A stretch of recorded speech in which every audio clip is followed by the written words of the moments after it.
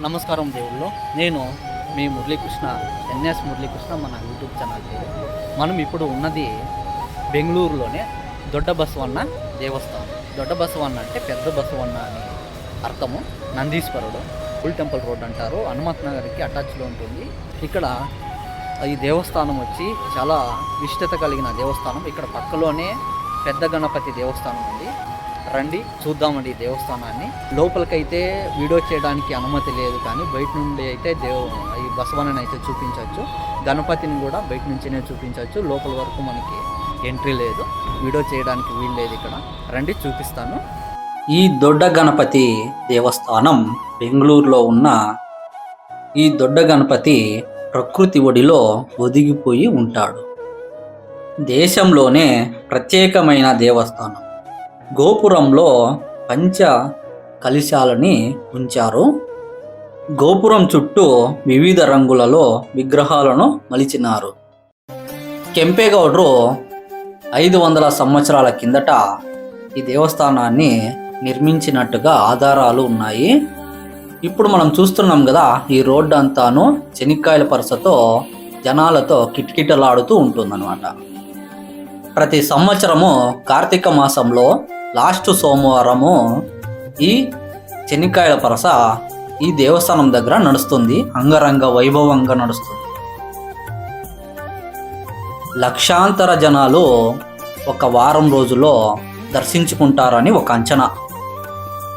12 అడుగుల ఎత్తు, 16 అడుగుల వెడల్పుతో ఈ మహాగణపతిని మనము శక్తి గణపతిగా దర్శనం చేసుకోవచ్చు.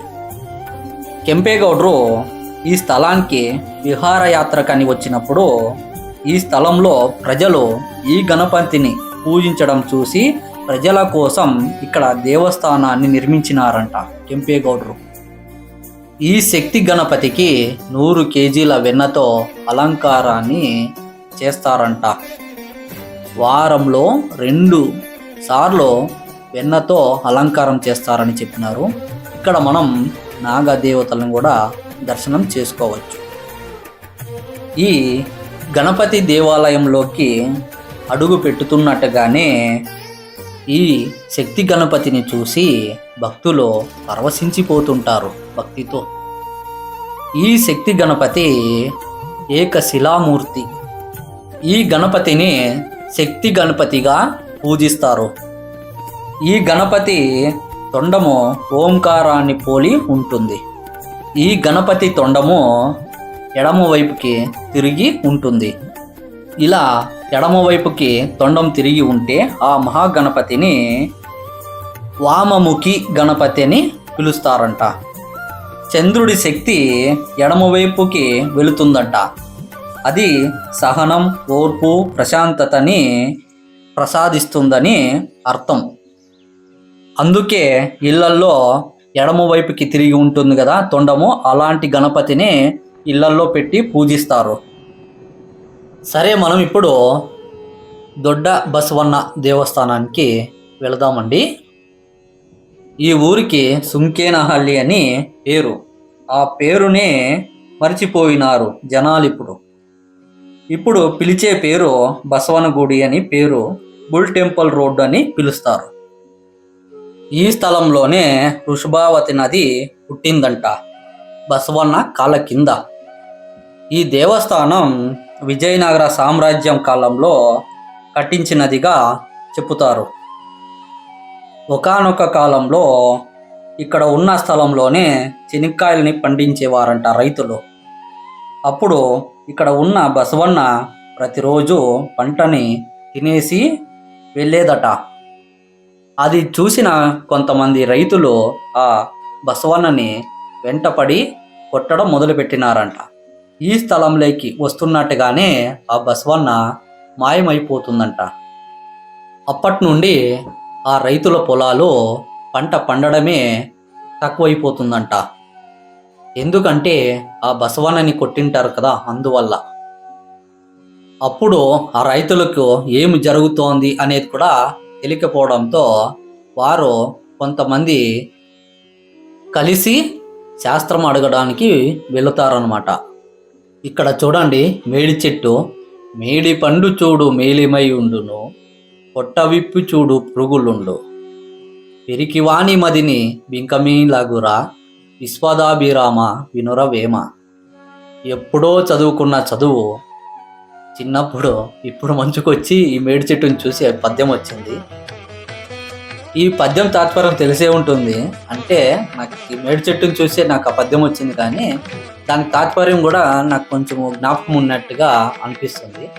అంటే కొంతమంది పైనకి చూడ్డానికి బాగానే ఉంటారు, కానీ లోపల చూస్తే మాత్రం వాళ్ళు మంచోళ్ళుగా ఉండరు. అది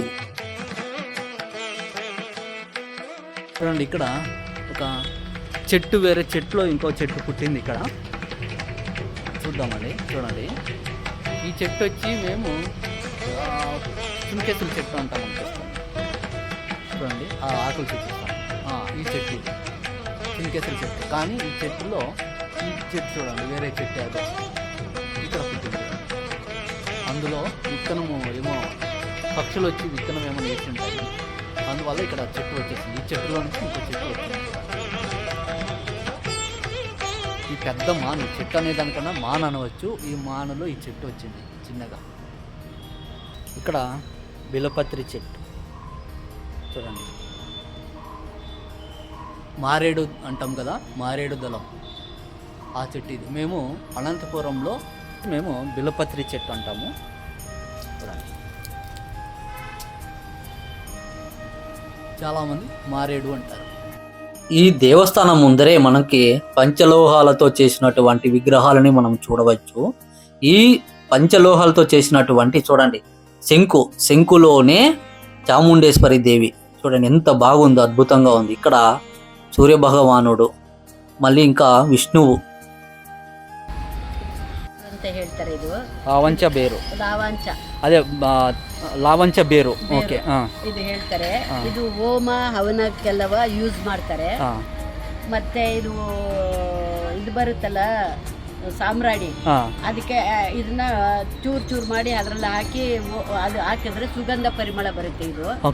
ಇದು ಹೀಟ್ ಆದ್ರೆ ನಾವು ಬಿಸಿ ನೀರಿನಲ್ಲಿ ಹಾಕಿ ಇದನ್ನ ಕುದಿಸ್ಕೊಂಡು ಕುಡಿದ್ರೆ ಹೀಟು ಶಮನ ಆಗುತ್ತೆ. ಇದು ಮೈ ಉಜ್ಜೋ ನಾರಿದೆ, ಅದರಲ್ಲಿ ಮೈ ನಾವು ಬ್ರಷ್ ಇದು ಮಾಡ್ಕೊಂಡ್ರೆ ಅಲರ್ಜಿ ಇನ್ಸ್ಪೆಕ್ಷನ್ ಯಾವ್ದು ಏನು ಆಗಲ್ಲ. ಇದರಲ್ಲಿ ಗಣೇಶನು ಮಾಡಿದ್ದಾರೆ. ಆ ಗಣೇಶ ಮನೆಯಲ್ಲಿ ಇಟ್ರೆ ತುಂಬಾ ಒಳ್ಳೇದು. ಸಾಯಂಕಾಲ ಟೈಮ್ ನಲ್ಲಿ ಸ್ವಲ್ಪ ನೀರು ಈ ತರ ಟ್ವಿಂಕಲ್ ಮಾಡಿದ್ರೆ ಮನೆಲ್ಲ ಸುಗಂಧ ಪರಿಮಳ ಇದಾಗುತ್ತೆ. ಇದೇನಾ ಗಣೇಶ? ఆ శాస్త్రం చెప్పేవారు వీళ్ళకి రైతులకి చెప్పుతారు, మీరు శివుని వాహనమైనటువంటి బసవన్నని మీరు కొట్టినారు, అందువల్లే మీకు పంటలు పండడం లేదు అని ఆ శాస్త్రం చెప్పే అతను చెప్తాడంట. మరి మేమిప్పుడు ఏమి చేయాల స్వామిని అడిగినప్పుడు, అది ఆ బసవన్న దగ్గరికి పోయి మీరు వేడుకోండి అని ఆ శాస్త్రం చెప్పేవాళ్ళు చెప్తారు. అప్పుడు రైతులందరూ చేరి బసవన్న దగ్గరికి వెళ్ళి, స్వామి మేము చేసినది తప్పయింది, మేము ప్రతి సంవత్సరం పండిన పంటను మొదటిగా నీకే సమర్పించి తర్వాతనే మేము ఆ ధాన్యాన్ని అమ్ముకుంటామని చెప్తారంట. అందుకే ప్రతి సంవత్సరము కార్తీక మాసం లాస్ట్ వారం ఈ స్థలంలో వేరుశెనగ కాయల్ని ఎక్కడ చూసినా ఈ రోడ్ల పైన రాసులుగా పోసి అమ్ముతుంటారు. కొంతమంది ఆ శనక్కాయలని తిని ఆ తుప్పుని ఇక్కడే వేసి వెళ్తుంటారు కదా, అప్పుడు బసవన్న వచ్చి ఆ తుప్పులని తినేసి వెళుతుంటారని ఒక కథ ఉంది. ఈ బసవన్న 12 అడుగుల ఎత్తు ఉంది, 20 అడుగుల పొడవు ఉంది. ఈ బసవన్న పెరుగుతూ ఉండేదంట. అప్పుడు ఇక్కడ ఒక త్రిశూలం లాంటి ఆకారంలో ఉన్న ఇనుప ముక్కని తీసుకొని వచ్చి తలపైన కొట్టినట్టుగా మనము చూడవచ్చు. ఈ దేవస్థానంలో నంది వెనుక శివలింగాన్ని మనము చూడవచ్చు. ఎందుకనంటే ఇక్కడ బసవన్న దేవస్థానమే కాబట్టి బసవన్న వెనక శివుణ్ణి ఇక్కడ ప్రతిష్ఠించినారు. వృషభావతి నది ఈ బసవన్న కాళ్ళ కిందే పుట్టిందని ఈ నంది దగ్గర ఉన్న రాళ్లపైన శాసనం ఉంది. ఈ బసవన్నని మనము నిశ్చితంగా గమనించినామంటే వీణని వాయించినట్టుగా చూడవచ్చు. కుడికాలు కాళ్ళ దగ్గర వీణ ఉన్నట్టుగా మనము చూడవచ్చు ఇక్కడ. ವೆಟ್ಟಿ ಬೇರು ತಮಿಳ್ನಲ್ಲಿ, ಹಾಂ, ಹಿಂದಿನಲ್ಲಿ ಕಸ್ ಕಸ್ ಅಂತ ಹೇಳ್ತಾರೆ. ಕಸ್ ಕಸ್. ಕಸ್ ಕಸ್ ಹಾಂ ಹಾಂ, ಇದು ಆ ಬೇರು ತುಂಬಾ ಪವಿತ್ರವಾದದ್ದು. ಪವಿತ್ರವಾದ್ದು. ಹೋಮ ಹವನಕ್ಕೆ ಇದಿಲ್ಲದೆ ಪೂಜೆ ಮಾಡೋದೇ ಇಲ್ಲ. ಮಾಡೋದೇ ಇಲ್ಲ. ಹಾಕ್ಲೇಬೇಕಿದು. ಹೌದಾ? ಹೋಮಕ್ಕೆ ಇದು ಯೂಸ್ ಮಾಡ್ತಾರೆ. ಹಾಂ, ಯೂಸ್ ಮಾಡ್ತಾರೆ. ಅದು ಸ್ಮೆಲ್ ಬರೋದಕ್ಕೆ, ಸ್ಮೆಲ್ ಬರೋಕ್ಕಷ್ಟೇ ಇದು ಆರೋಗ್ಯವಾಕರನು. ಹೌದೌದು. ಇದಕ್ಕೆ ಕುಂಡಕ್ಕೆ, ಹೋಮ ಕುಂಡಕ್ಕೆ ಇದು ಹಾಕ್ಲೇಬೇಕು. ಹಾಂ ಹಾಂ, ಇದು ಹಾಕಿದ್ರೇ ಅದು ಹೋಮ ಪೂರ್ತಿ ಆಗೋದು. ಪೂರ್ತಿ ಒಳ್ಳೇದು. ಮೈ ಇದು ಮಾಡ್ಕೊಳ್ಳೋದಕ್ಕೆ ಅಲರ್ಜಿ ಇನ್ಸ್ಪೆಕ್ಷನ್ ಆಗಲ್ಲ.